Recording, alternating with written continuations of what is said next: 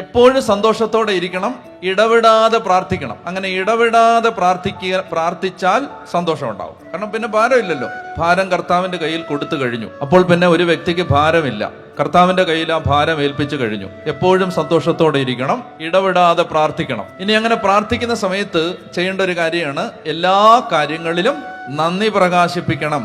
എല്ലാ കാര്യങ്ങളിലും നന്ദി പ്രകാശിപ്പിക്കണം. അത് ജീവിതത്തില് നമ്മളൊരു നിയമമായി ഏറ്റെടുക്കണം. മറന്നുപോകും നമ്മൾ, ചിലപ്പോൾ മറന്നു. എല്ലാ കാര്യത്തിനും നന്ദി പറയണം. പ്രാർത്ഥനയിലെ ഒരു പ്രധാനപ്പെട്ട പങ്കെന്ന് പറയുന്നത് ദൈവത്തിന് നന്ദി പറയുകയാണ്. എല്ലാ കാര്യത്തിനും നന്ദി പറയണം. ഒരു കാര്യത്തിന് നന്ദി പറഞ്ഞാൽ പിശാചിന് അതിൻ്റെ മേലുള്ള അവകാശമില്ലാതാവും. ഒരു കാര്യത്തിന്റെ മഹത്വം ദൈവത്തിന് കൊടുത്താൽ, ദൈവമേ ഇത് നീ തന്നതാണ്, നിനക്ക് ഞാൻ നന്ദി പറയുന്നു എന്ന് പറഞ്ഞാൽ അത് ദൈവത്തിൻ്റെതായി മാറും. പഴയ നിയമത്തിൽ എന്ത് കാര്യവും ബലിപീഠത്തിൽ എടുത്ത് വെച്ച് കഴിഞ്ഞാൽ പിന്നെ അത് ദൈവത്തിൻ്റെതാണ്. ബലിപീഠത്തിൽ കൊടുക്കുന്നത് ദൈവത്തിൻ്റെതാണ്. നന്ദി പറഞ്ഞ് കർത്താവിന്റെ കാൽച്ചുവട്ടിൽ വെക്കുന്നത് ദൈവത്തിൻ്റെതാണ്. അതുകൊണ്ട് ദൈവത്തിന് പിന്നെ അതിൻ്റെ മേലൊരു നിയന്ത്രണം ഉണ്ടാവും.